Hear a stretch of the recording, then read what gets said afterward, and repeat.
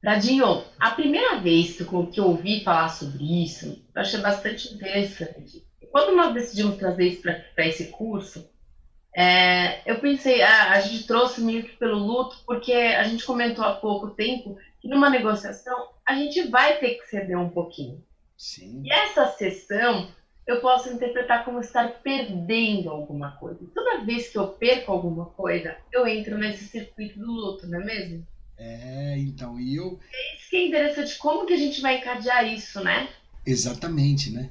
E eu também, Raquel, eu também já tinha falado sobre circuito de luto, sobre o luto, em outros cursos, e já tinha me dedicado muito assim, como é que o cérebro enxerga isso? Né? Essas 5 fases do luto, que já são consagradas, né?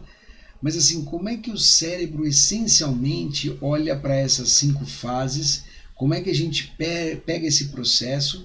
E aí, fazendo um curso, eu fiz um curso com o Daniel Goleman, né, que é o pai da inteligência emocional, o Goleman, e o Cole Reiser, George Cole Reiser, que é um negociador extraordinário. Né? Ele é um negociador um negociador que trabalha em torno de grandes sequestros, de grandes processos. E engraçado, né? O Cole trouxe para o Daniel Goleman essa questão em relação à liderança. Uau, sim! Porque, uau e sim, né? Porque quando você, por exemplo, quando um líder abandona a equipe, a circuitaria mental é a mesma circuitaria de um processo de luto, um processo de perda. Então a energia que alguém coloca numa negociação muitas vezes em relação ao processo de negação, então aquilo que a gente falou agora há pouco, para mim tanto faz. Não é tanto faz. Num segundo momento, ele perde, aí ele fica com raiva, Ele vai né? ser explorado, né? Para se sentir derrotado. Exatamente. E depois qual é o terceiro passo?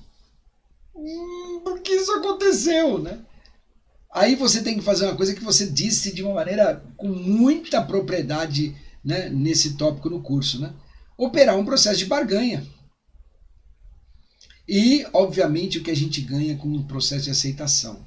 Né? Então, eu preparei aqui um passo a passo, né, para ficar bem claro para cada um. Né?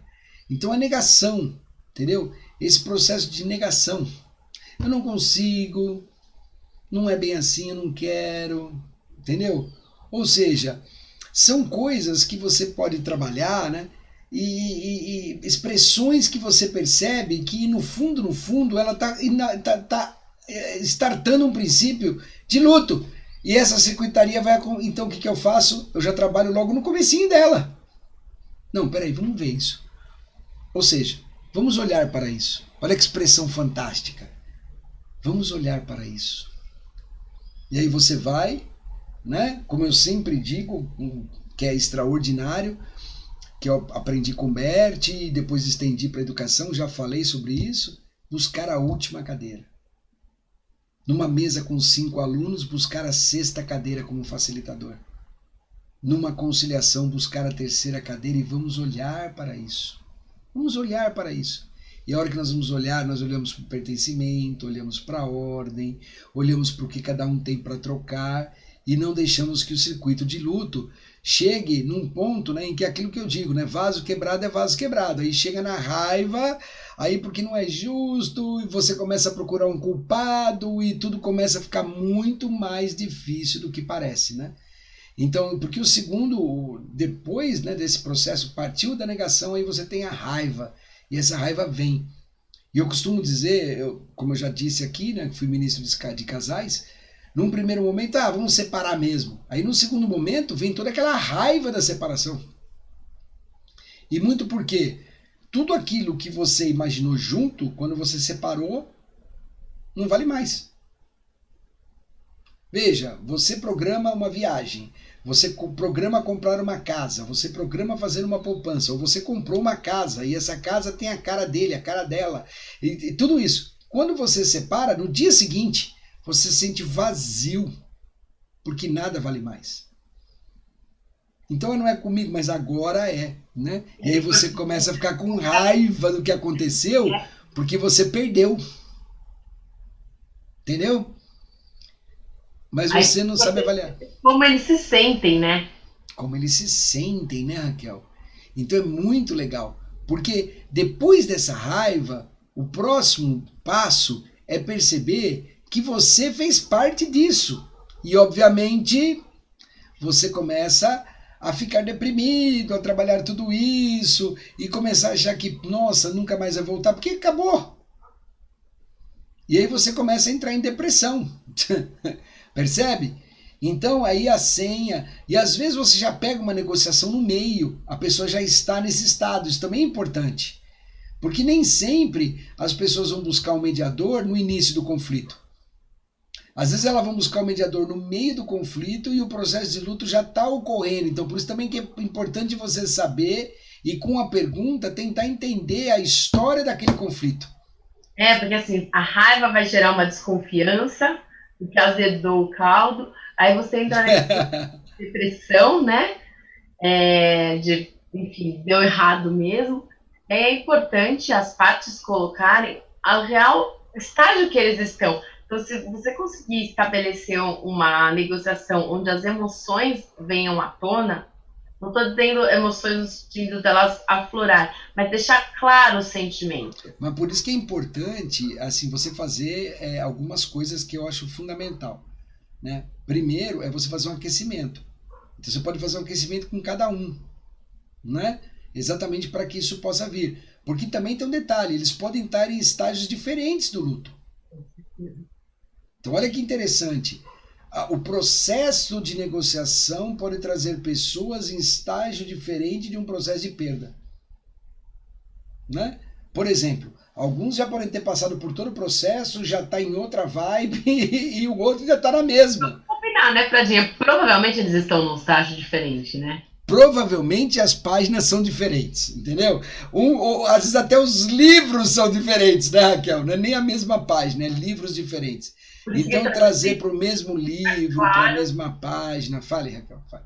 Não, por isso que trazer o sentimento e deixar claro justamente para você conseguir para a mesma página. E porque aí você faz o quê? Você nesse trabalho de aquecimento, né, nesse trabalho fantástico em que você pode fazer com cada um separadamente, trabalhar esse processo, olhar, observar, tentar entender onde cada um está e trazer com muito jeitinho para uma mesa de negociação os dois na mesma página.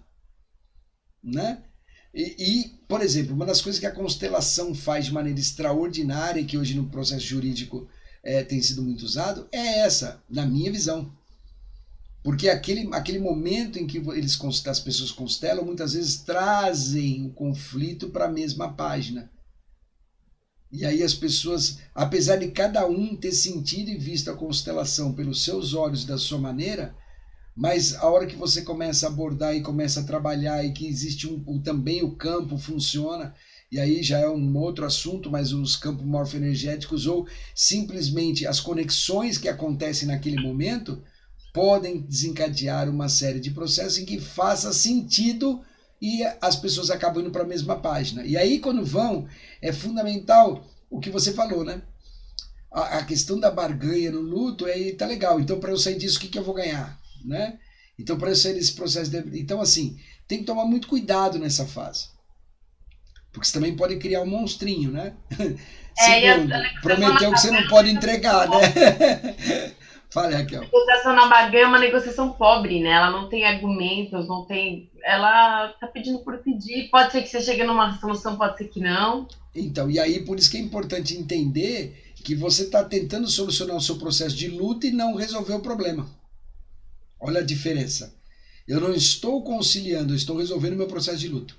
Então você trazer isso, organizar isso, né, e ver isso com bastante carinho é muito legal, né? E finalmente, né, quando você trabalha a aceitação, por que eu usei essa imagem? Porque a aceitação reconecta. Eu me reconecto, né? E ó, Julinda, reconecto. E quando eu me reconecto, eu posso então deixar o luto para trás, finalizar o processo e essencialmente ter um foco aonde? Na solução e não no problema. E aí nessa aceitação, Fredinho, é importante a gente ser gentil conosco mesmo, né? Sim. A gente já comentou também disso, mas tipo, eu me perdoo. E E eu legal, aprendi a lição, né? e eu também, como negociador, colocar de uma maneira, né, trocando o meu julgamento pela minha curiosidade, de tal sorte que eu consiga trazer a curiosidade de cada um pela solução, trazer a curiosidade de cada um pela aceitação e trazer a curiosidade de cada um pelo motivo que nós estamos ali maior. Qual é o motivo maior? E tudo isso faz parte de um processo em que eu vou trabalhar a gentileza promovendo a autogentileza. Olha que interessante, né? Então isso é muito legal, é muito legal. E a gente acha que só acontece em problemas externos, mas, né, esse seria o quadro, a visão do quadro todo. Tá? Eu vou deixar até aqui, porque alguns eu sei que acabam dando print das telas e depois estudando, então isso é muito legal também. Mas está aí, né? Esses são os 5 passos do luto e algumas frases clássicas. Mas ele pode invadir, né, Raquel, com certeza, o meio corporativo, né? Então, no meio corporativo, a gente também tem uma situação bem interessante em que a gente muda um pouco as características das perguntas, né? As características mais delicadas da pergunta. Então, por exemplo, né, no primeiro, né, na negação. Então, assim, não, imagina, ele é o chefe. Ele falou isso, mas ele é o chefe. Não, ele pode falar isso. Ele não pode, porque no segundo momento você vai sentir muita raiva, porque ele te abandonou. Então, com o Correiser e com o Goleman foi muito legal ter olhado para isso, no sentido de que, na liderança, muitas vezes o envolvimento do líder em outros processos deixa o quê? O liderado meio de lado e ele começa a sentir esse processo naturalmente. Então, por isso que qual é a solução? Voltar e engajar. E cumprir todo o processo de uma maneira mais rápida. É acelerar para chegar onde? Na aceitação. Porque a aceitação realmente é um caminho, aí é um caminho maravilhoso de solução, né? Então veja, e isso é gestão. Isso é liderança. É entender essas situações de uma maneira rápida, objetiva e que você consiga então trazer esse processo de uma maneira linda, né, Raquel? Linda. Não, é fantástico. Linda, né? Exato. E eu, assim a gente fecha esse módulo, né? Esse módulo em que nós falamos bastante, né, sobre os 3 R's, né, que é a evolução de recursos humanos para relações humanas, para revelações humanas, trabalhando todo esse contexto, porque numa negociação você revela pessoas. E isso é extraordinário. Fantástico. Próximo módulo agora, negociação com método De Harvard.